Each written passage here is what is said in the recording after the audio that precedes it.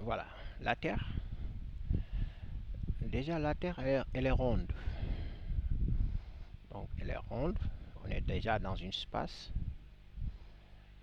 d'accord,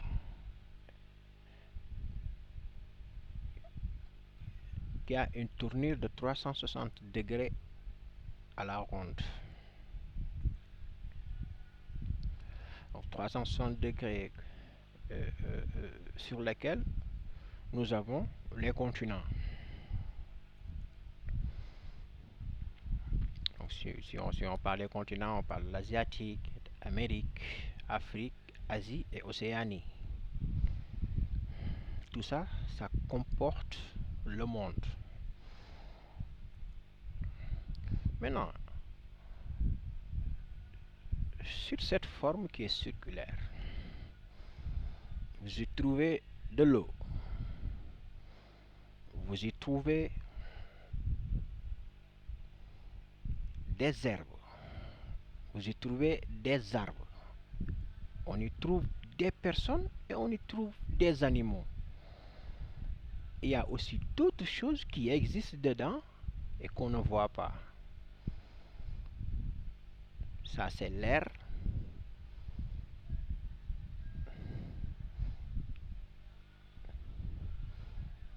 Ça, c'est la journée. Ça, c'est la nuit. Et vous ne vous dites pas, tout ce joyau-là que la personne a,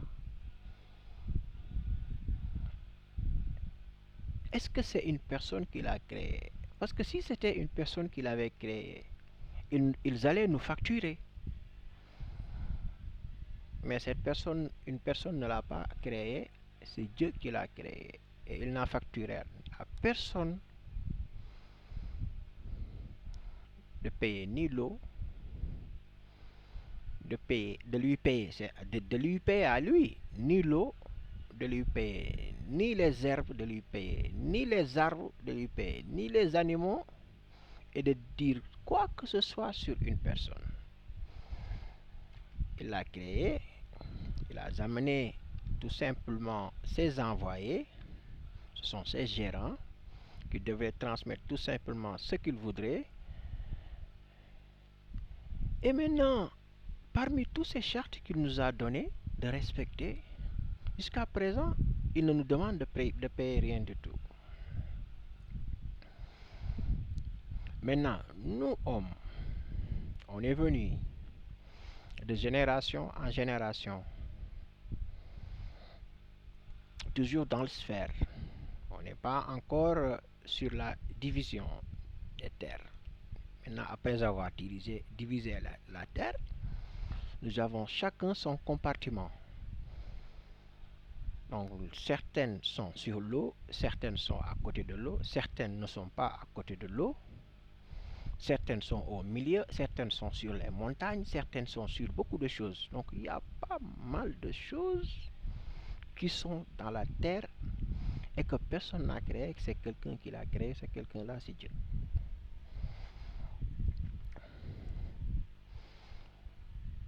Maintenant, les civilisations arrivent. On est divisé. Nous avons des continents. Dans les continents, nous avons des pays. Dans les pays, nous avons des populations. Maintenant, ces populations-là, au début, c'était des royaumes. C'était le loi de la plus forte. Mais après, automatiquement, la veine et, comment dirais-je, le ressentiment tout simplement de la négociation, de partir chez un roi et de venir dire ce que veut, par exemple, un pays, après on négocie, après on fait la guerre, le truc, tout ça était là. C'est-à-dire c'était une politique sous une autre forme. Mais après les choses ont avancé. Donc après il y avait l'installation de la règne des monarques, de la monarchie, et après c'est devenu quelque chose de beaucoup plus administratif. En ce moment-là, on a commencé à créer les études, les écoles, les trucs, ainsi de suite. En ce moment-là, le monde commence à prendre une bonne forme. Voilà, les gens sont sur une sphère. Par exemple, parfois vous partez dans un pays, c'est rond. Parfois vous partez dans un autre pays, c'est circulaire. C'est par exemple, c'est allongé. Euh, D'autres pays, c'est rectangulaire. D'autres pays, c'est dans une forme cubique. D'autres pays, c'est dans un carré. Maintenant, sur le globe terrestre, quand vous voyez euh, le passage du Sénégal jusqu'en Europe, vous voyez que nous sommes sur, par exemple, sur un alignement. Et alignement sur lequel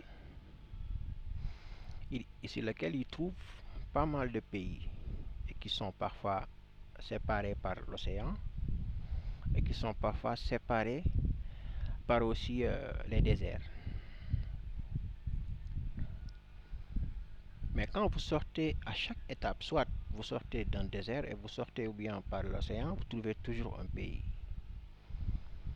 Après, les gens ont trouvé des moyens pour partir, pour essayer tout simplement de se rencontrer. Les uns partaient et les autres revenaient. Jusqu'à présent, celui qui l'a créé, il n'avait dit à personne de ne pas rentrer ici, ou bien si vous rentrez, vous allez payer. C'est juste que les hommes se sont installés, après il y a la loi des plus forts, après le truc, l'avancement, après les civilisations arrivent, on étudie, on fait après des administrations, on commence à gérer, après il y a quelqu'un, après il y a des décrets, des trucs, il y a des chartes, il y a des règlements, jusqu'à ce que cette politique qui est aujourd'hui dans le monde. Maintenant, cette politique, quand il est venu, nous avons étudié. On a étudié que, par exemple, pour être un très bon politicien, il te faut, certains critères. Et ces critères-là, on les trouve toujours dans d'autres pays.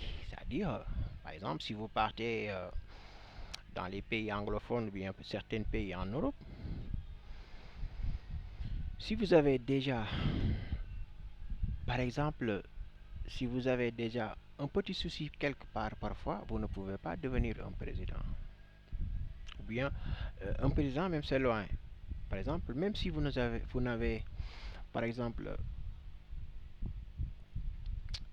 euh, par exemple si, par exemple, même si vous avez déjà eu, par exemple, un petit échange, par exemple, vous avez été inculpé de quelque chose, vous êtes parti à la police, on vous a retenu pour quelques jours et après vous êtes revenu. Le fait d'avoir c'est-à-dire ce passage sur votre CV ou bien euh, sur votre cursus, automatiquement vous ne serez pas sur, sur des postes de haute responsabilité. Mais bon, là, bon, certains pays le tolèrent, mais nous, alhamdulillah, nous sommes dans des pays bon, sur lesquels on tolère ça. Parce que bon, voilà, la personne, elle n'est pas... personne n'est complet. Maintenant, euh, aujourd'hui, quand vous avez par exemple une puissance, c'est-à-dire quand vous avez l'amour d'un peuple, de tout un pays, qui vous ont donné la possibilité aujourd'hui d'être à la tête ou bien au sommet, voilà, de tout un peuple. Il vous dit c'est vous, vous allez diriger. Cette force-là, quand vous l'avez, c'est cette force-là, c'est cette force qui détermine par exemple les décrets, les lois, les finances, le tout, il n'y a rien qui vous échappe. Vous avez tout ça. est-ce que cela veut dire que vous devrez être, par exemple, à la place de Dieu? Non. Vous devrez tout simplement savoir que quelqu'un vous a donné cette possibilité et il vous a dit tout simplement de faire une bonne gestion. Même si vous ne faites pas une bonne gestion, il ne va rien vous dire, mais il vous attend. Donc c'est sur ce contexte que doivent travailler aujourd'hui nos politiciens. Parce que là, actuellement, le monde est tellement avancé. Les gens aujourd'hui sont devenus matures, ils sont devenus mûrs. Personne ne peut plus jamais dribbler quelqu'un. Non. Même les politiques aujourd'hui, ils ont un sérieux problème parce que les gens sont devenus conscients. Raison pour laquelle, si un peuple aujourd'hui a un dirigeant, a une personne comme Ousmane Sonko qui a ramassé, par exemple, la façon de faire la politique de Senghor, la façon de faire la politique à Diouf, la façon de faire la politique par Abdoulaye Wade, jusqu'au dernier Macky Sall, qui a ramassé tous ces genres de personnalités politiques, qui a regardé leur façon de faire et qui a tiré pas mal de choses.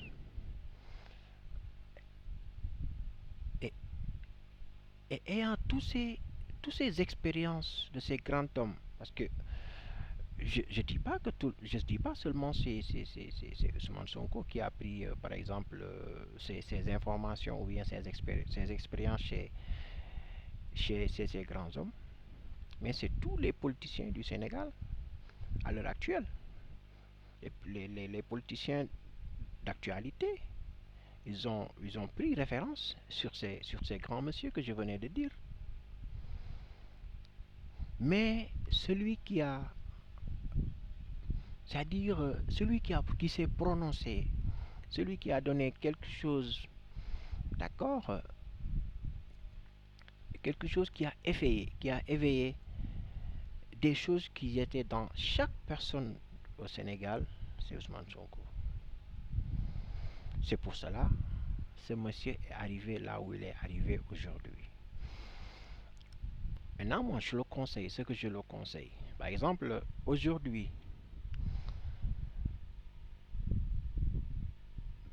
si on avait la possibilité de demander aux chefs religieux qui sont déjà passés par là, par exemple, de leur demander si vous étiez Ousmane Sonko et que vous êtes sur sa position, qu'est-ce qu'ils allaient faire de ces gens qui ont déjà amené des soucis à Ousmane Sonko? Je crois que vous connaissez la réponse. Mais moi, je sais que Cheikh Ahmadou Bamba Khadim Rassoul, il a tout vécu, tout vécu sur son passage. Mais quand il est revenu, il avait la possibilité d'anéantir ses ennemis. Mais il les a pardonnés. Bon, ceci ne veut pas dire qu'à Ousmane Sonko, il doit automatiquement pardonner, non. Moi, je le dis tout simplement de faire une bonne gestion. Il peut pardonner, mais à des critères. Il peut pardonner, mais à des critères. Donc, le rendez-vous, que personne ne le rate. Je vous conseille d'y aller. Et je vous conseille aussi de garder la stabilité du Sénégal. Wassalam.